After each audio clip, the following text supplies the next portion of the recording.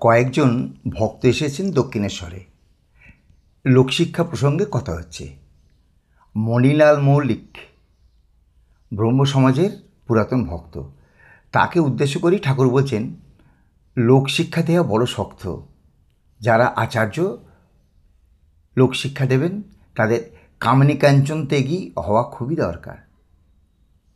শুধু ভিতরে ত্যাগ হলেই হবে না, বাইরে ত্যাগ চাই, তবেই লোকশিক্ষা দেয়া যায়। তা না হলে তার উপদেশ কেউ গ্রাহ্য করবে না। সকলেই মনে করে ইনি ত্যাগের কথা মুখে বলেন বটে, কিন্তু নিজে সব ভোগ করেন। কীরকম জানো? একটা গল্প শোনো। একজন কবিরাজ ভালো চিকিৎসা করেন। অনেক দূর দূর থেকে রোগী আসে তার কাছে।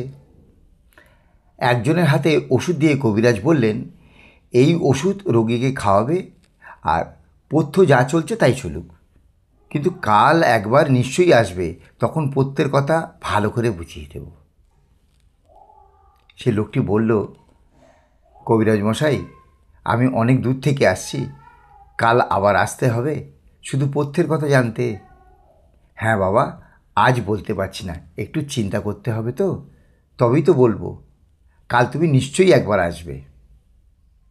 পরদিন লোকটি যথাসময়ে কবিরাজ মশাইয়ের কাছে পথ্যের ব্যবস্থা নিতে এলো।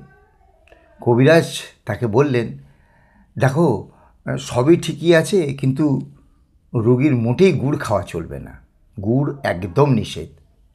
লোকটি চলে গেল। কিছুক্ষণের মধ্যে অন্যান্য রোগীরাও চলে গেল। শুধু ছিল একজন বৈদ্য। সে আগের দিনও উপস্থিত ছিল।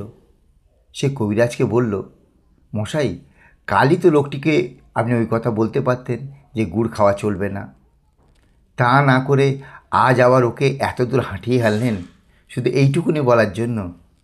এ কী রকম? কবিরাজ বললেন, তা পারতাম, কিন্তু কেন করিনি, কেন বলিনি জানো? ওকে গুড় খেতে মানা করব, এদিকে আমার ঘরেই কলসি কলসি গুড়, লোকে বিশ্বাস করবে কেন? তারা ভাববে কবিরাজের ঘরে গুড়ের কলসি, নিশ্চয়ই উনি নিজেও গুড় খান, তবে ওটা খারাপ জিনিস হবে কেন? আমি আজ গুড়ের কলসিগুলো সব সরিয়ে ফেলেছি, এখন আমার কথায় ওদের বিশ্বাস হবে।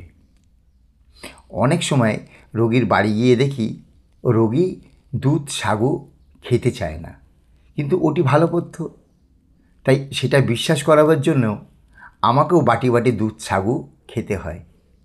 রোগীর যাতে ভালো হয় সেটাই আমার কাম্য, জ্ঞান পাণ্ডিত্য দেখানো নয়।